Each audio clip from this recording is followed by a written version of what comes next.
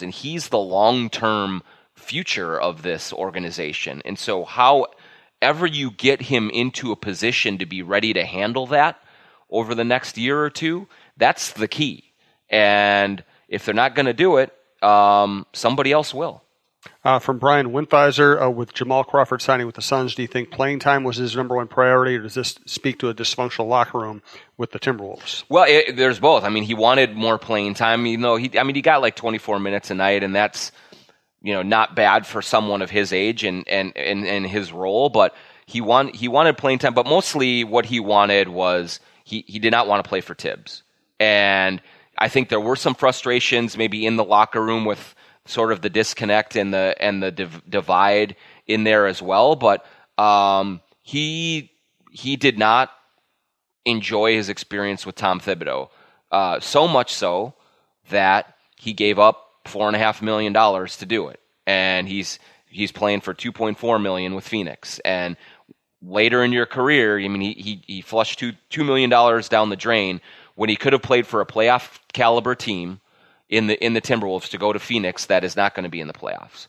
And so that should tell you all you need to know. Now, part of that is Jamal didn't have many options in free agency. He hit free agency, and there weren't a lot of teams banging down his door at the moment to bring him on. But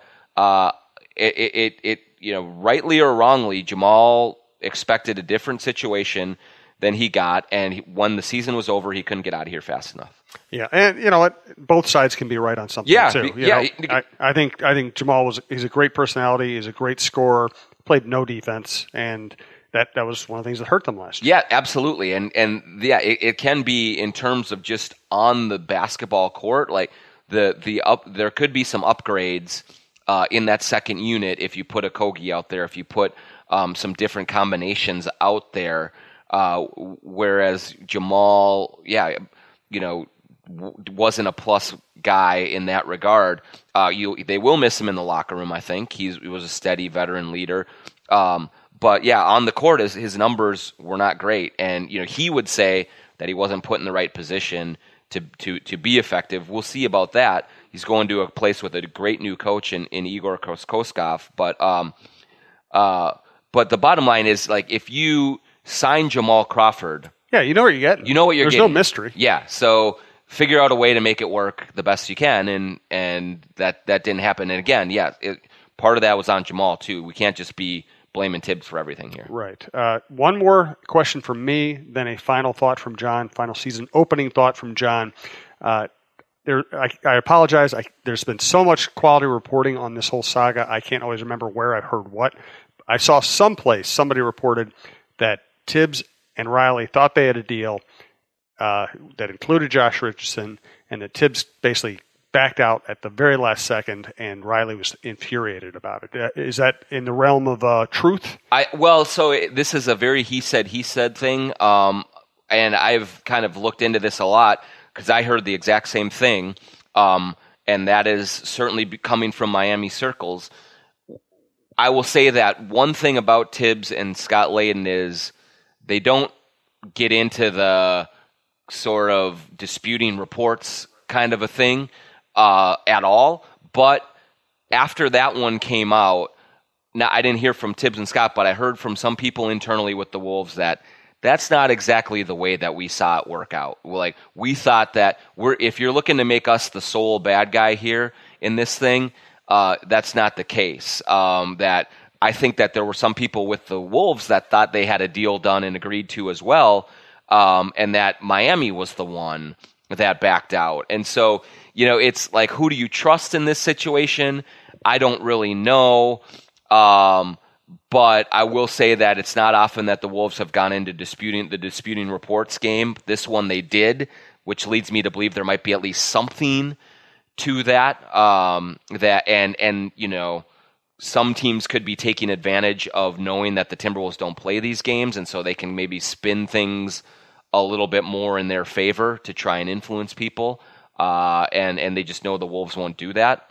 And so I will say that I did absolutely hear that story from credible people that I talked to, but I also got a slightly different version from Minnesota, and I don't know what to believe. All righty. Let's get a final season opening thought from John. Once again, the Bite Squad code is Talk North, one word. Thank you to TSR Injury Law, 612 TSR Time, and sodastick.com. Check out their John Randall apparel and all their other Minnesota sporting apparel and their live events at sodastick.com. And thanks to Bite Squad for sponsoring. And John, you want to give the Athletic code one more time? Theathletic.com/JONPOD, JONPOD for 40% off. That's $2.99 a month for a year. And what is your final thought as we head into what will, if nothing else, be a very interesting season? Yeah, like I was talking with Dane Moore yesterday at practice, and I don't know what to think is going to happen on Wednesday night. I'll be in San Antonio for the game. And given where San Antonio is and some new faces, some injuries and things, and you have Jimmy Butler back, you have a lot of talent on this roster, like it is not impossible that they go in there and they win. And then they come to home against Cleveland and they win.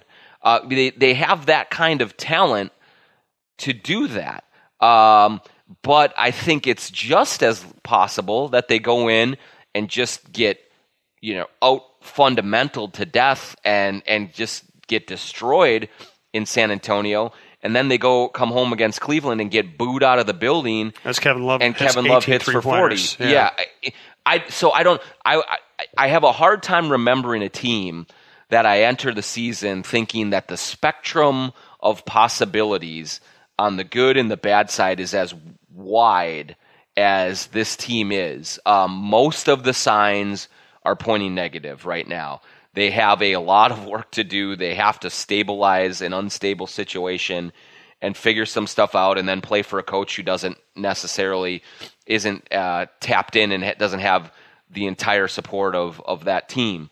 And so it could get really, really ugly, but NBA players have an amazing ability to compartmentalize, and maybe they just do put it all behind them. Maybe they just do say, screw it, let's go do what we do, and maybe they start out okay. I wish I had a declarative statement to make, but I'm going to be as interested as anybody is in how this plays out in the early days of this season.